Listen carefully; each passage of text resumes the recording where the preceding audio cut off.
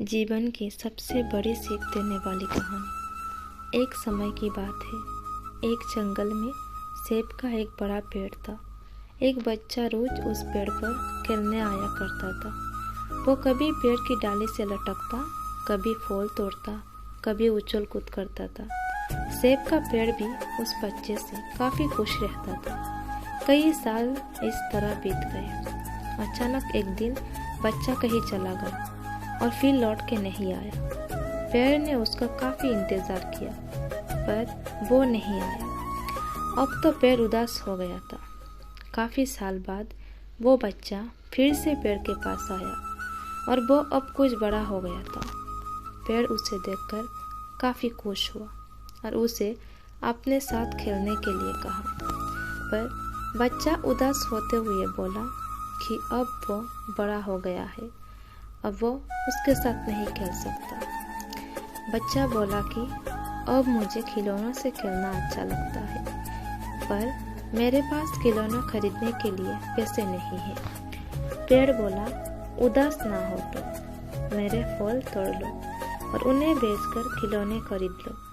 बच्चा खुशी खुशी फल तोड़ के ले गया, लेकिन वो फिर बहुत दिनों तक वापस नहीं आया। पेड़ बहुत दुखी हुआ। अचानक बहुत दिनों बाद बच्चा, जो अब जवान हो गया था, वापस आया।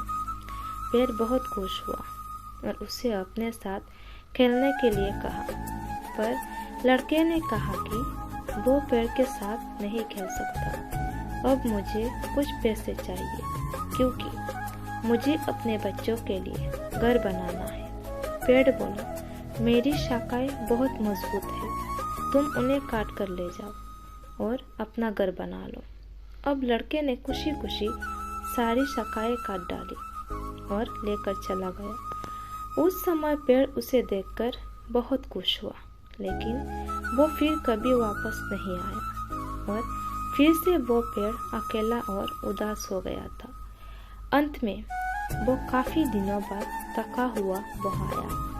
तभी पेड़ उदास होते हुए बोला कि अब मेरे पास ना फल है और ना ही लकड़ी, अब मैं तुम्हारी मदद भी नहीं कर सकता। बूढ़ा बोला कि अब उसे कोई सहायता नहीं चाहिए, बस एक जगह चाहिए जहाँ वो बाकी जिंदगी आराम से गुजार सके। पेड़ ने उसे अपने जोड़ों में पनाह दी और बूढ़ा हमेशा वहीं रहने लगा। यही कहानी आज हम सब की भी है। मित्रों, इसी पेड़ की तरह हमारी माता पिता भी होते हैं। जब हम छोटे होते हैं तो उनके साथ खेलकर बड़े होते हैं और बड़े होकर उन्हें छोड़कर चले जाते हैं और तभी वापस आते हैं जब हमें कोई ज़रूरत होती है। धीरे धीरे ऐसे ही जीवन बीत जाता है। हमें पेड़ रूपी माता पिता की सेवा करनी चाहिए, ना कि सिर्फ उनसे फ़ायदा लेना चाहिए।